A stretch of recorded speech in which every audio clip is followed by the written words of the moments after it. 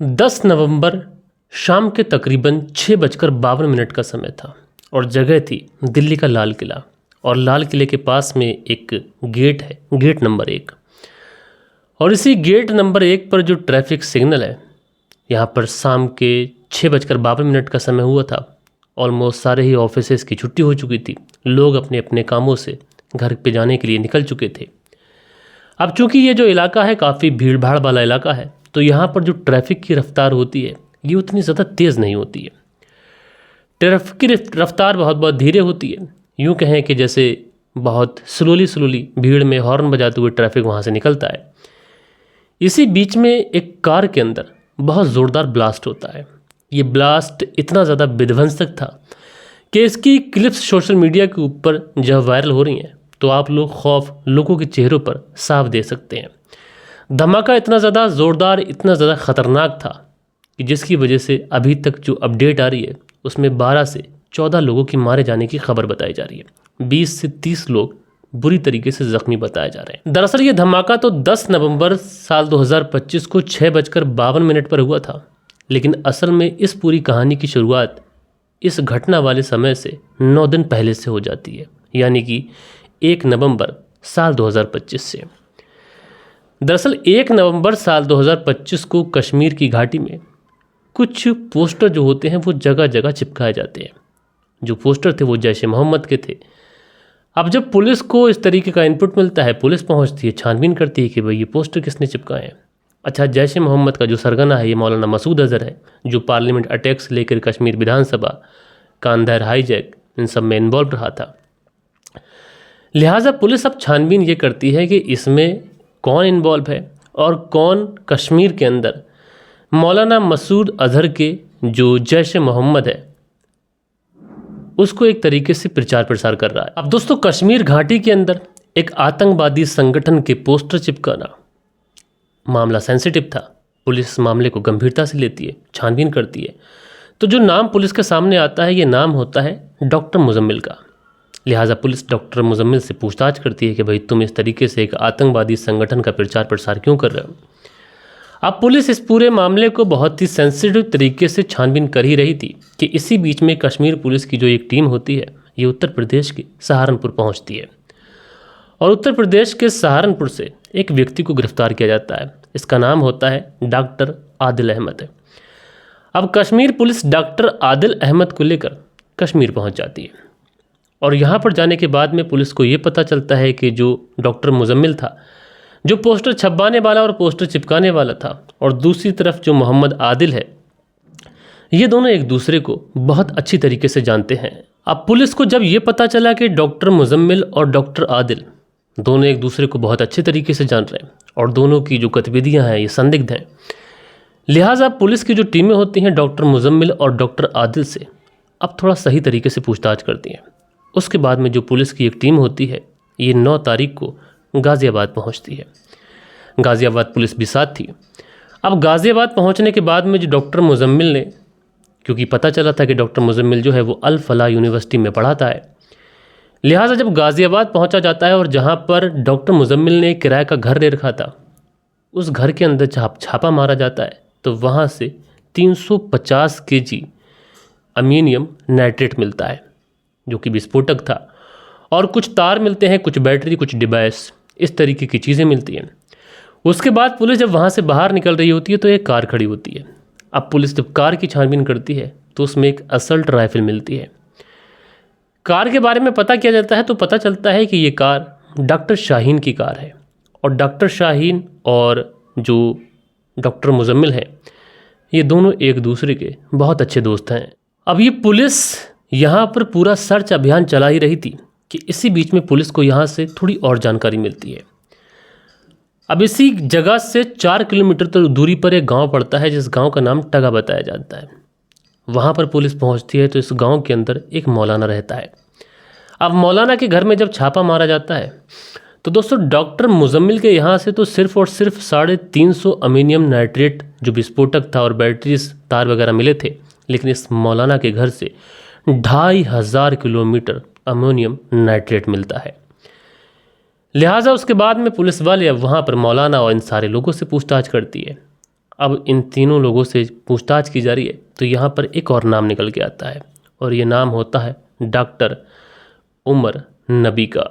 अब ये सारी चीज़ें पुलिस को पता चल चुकी थी। अब पुलिस जो थी अपने मुखबिरों के थ्रू जो ये डॉक्टर उमर नबी है इसकी तलाश करती है, लेकिन जो उमर होता है ये पुलिस को नहीं मिलता है। अच्छा, इस बीच में पुलिस को ये भी पता चला था कि ये जो मौलाना है ये इस गांव के अंदर बहुत सारे मुस्लिम नौजवानों को ब्रेन वॉश कर रहा था इस्लाम के नाम पर, जिहाद के नाम पर। लिहाजा पुलिस अब इस पूरे मामले में छानबीन कर रही है और आगे की कहानी 10 नवंबर की पहुंच जाती है। 10 नवंबर को सुबह सुबह जो बदरपुर टोल प्लाज़ा है उसी टोल प्लाज़ा पर एक वाइट कलर की i20 कार जो होती है वो दिखाई पड़ती है। और उस समय जो वक्त हो रहा था ये 8:13 का वक्त था सुबह सुबह के आसपास।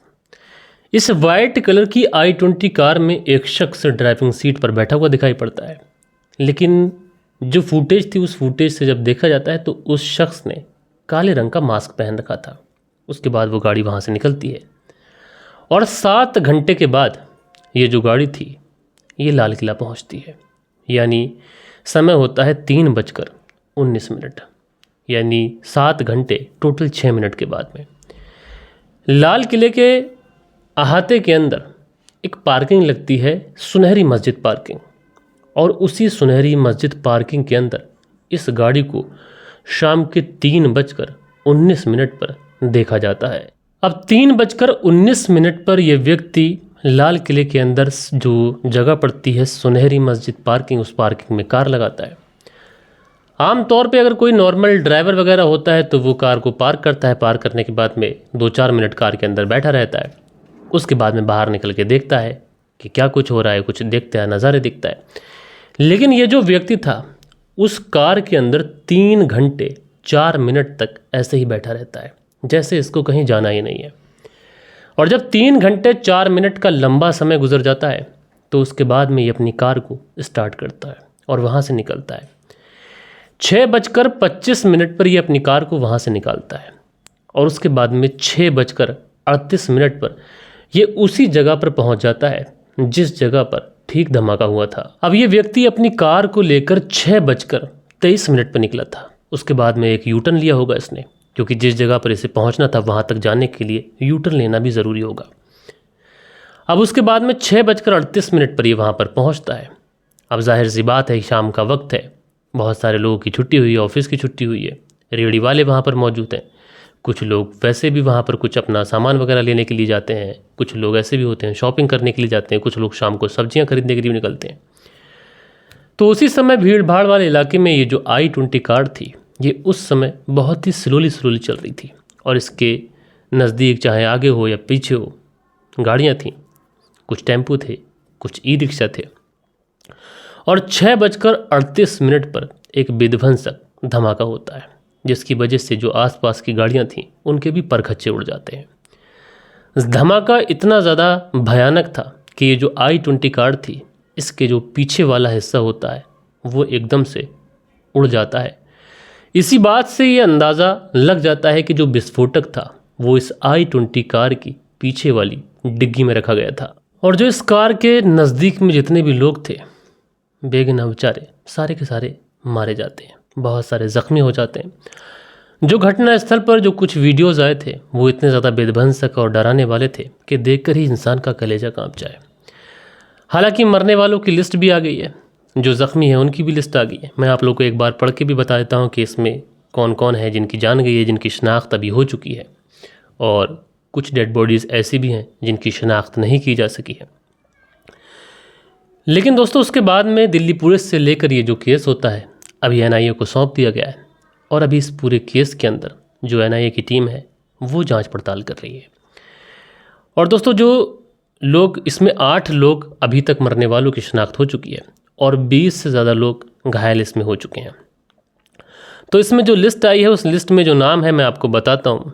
जो पहला नाम है ये अशोक कुमार का है, जो कि हसनपुर मंगलौरा अमरोहा के रहने वाले हैं और जो कि इनकी भी पहचान हो चुकी है, स्थानीय लेबर के तौर पे वहाँ पे काम करते थे। उसके बाद में अमर हैं कटियारा पुत्र जगदीश, इनकी उम्र लगभग 35 वर्ष के आसपास थी। निवासी हैं ये N17 पहली मंजिल दिल्ली के, युवा थे। तो इनकी भी यहाँ पर बताया जा रहा है कि मौत हो गई है। अज्ञात पुरुष हैं कोई 35 वर्ष के, उसके बाद में अज्ञात पुरुष एक और हैं 52 साल के हैं, एक अज्ञात पुरुष हैं 58 साल के, एक अज्ञात पुरुष बताया जा रहा है 28 साल के हैं, जिनकी शिनाख्त नहीं हो सकी है। तो ये कई सारे लोग हैं जिनकी जान जा चुकी है इस पूरे मामले के अंदर।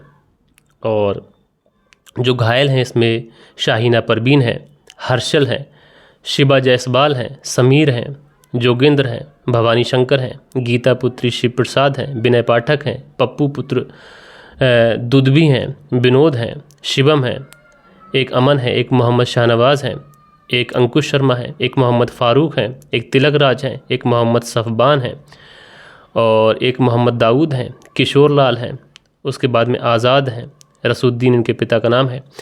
तो ये लोग वो हैं जो घायल हुए हैं।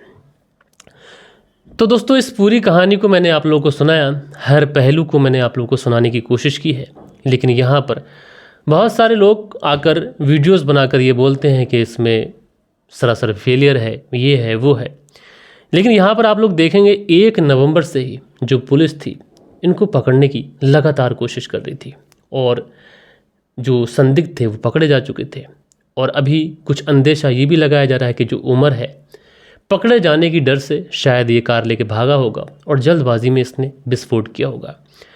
लेकिन दोस्तों छानबीन चल रही है और जो लोग भी इसमें दोषी हैं वो बचेंगे नहीं, क्योंकि दोस्तों जिस तरीके से इन लोगों का ब्रेन वॉश जिसने भी किया है वो कहीं ना कहीं और भी लोगों को इसमें शामिल कर सकता है। बहरहाल दोस्तों आप लोग जो भी कहना चाहें इस पूरी स्टोरी के बारे में आप लोग अपनी राय नीचे कमेंट्स बॉक्स में ज़रूर से ज़रूर दीजिएगा। जब तक के लिए अपना ख्याल रखें, देश का ख्याल रखें, परिवार के रिश्तों की अहमियत को समझें। जय हिंद, जय भारत।